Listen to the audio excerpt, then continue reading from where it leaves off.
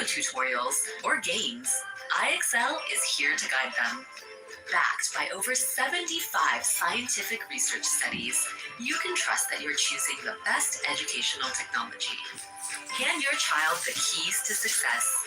Join IXL today.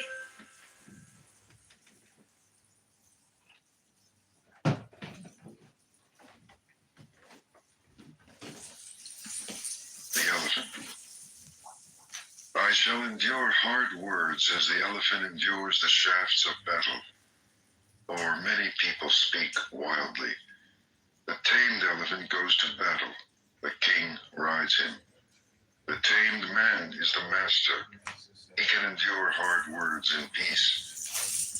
Better than a mule or the fine horses of Sind or the mighty elephants of war is the man who has mastered himself. Not on their backs can he reach the untrodden country, but only on his own. The mighty elephant Tanapalaka is wild when he is in rut, and when bound he will not eat, remembering the elephant grove. The fool is idle, he eats and he rolls in his sleep like a hog in a sty, and he has to live life over again.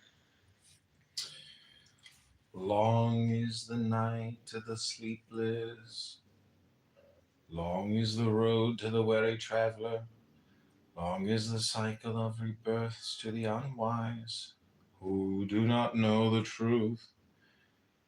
Should a traveler fail to find a companion equal or better, rather than suffer the company of a fool, he should resolutely walk alone.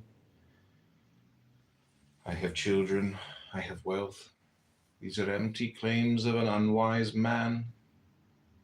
If he cannot call himself his own, how can he then claim children and wealth as his own? To the extent that a fool knows his foolishness, he may be deemed wise. A fool who considers himself wise is indeed a fool. A fool may associate with a wise man throughout his life and remain untouched by his wisdom, even as a spoon cannot taste the flavor of soup. On the other hand, an aware man in a moment's meeting can learn from a wise man, even as the tongue tastes the flavor of soup. The unwise man, lacking understanding, behaves as if he were his own worst enemy, committing evil deeds that produce bitter fruit.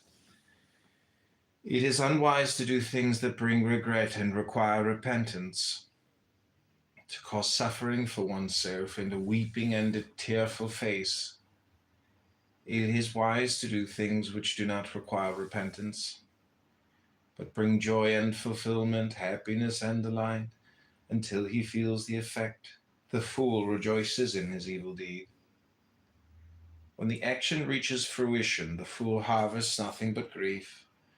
Though the fool may practice asceticism, eating a speck of food on the tip of a blade of grass, he is not worth 1/16 of the Arahant, the knower of the Dhamma.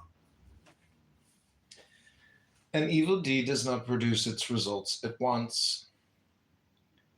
It smolders slowly like a fire covered by ashes and finally consumes its doer, the fool. The things a fool gains amount to nothing. Wholesome acts cannot bring him wholesome results. What a fool hungers for is false fame, authority, power over others, and generous offerings. He seeks recognition as a doer, a wielder of power, a knower of right and wrong. His craving and pride are insatiable. There is a path that leads to worldly gain, another road to nirvana.